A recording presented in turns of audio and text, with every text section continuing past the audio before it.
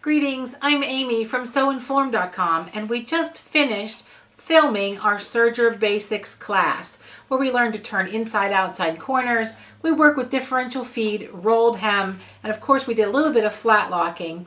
But I've got a couple tips for you when you're using your serger. The first tip I'd like to share is opening your thread.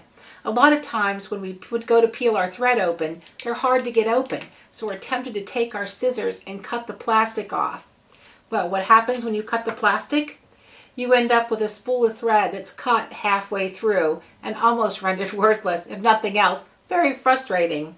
The second thing, as we use more than one needle, we take a needle in, we take a needle out of our serger, we don't want to dock it in our thread because that will cut a thread halfway through your spool and you'll be serging along and your thread will come unthreaded. It's nothing but frustrating. So good habits help.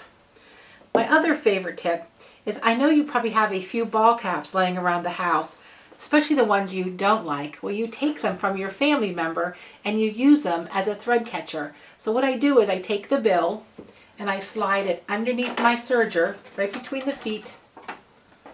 And I put my serger down. So now when it hangs over the edge, all the cut mess goes into the hat of the ball cap and they'll never find it. Trust me.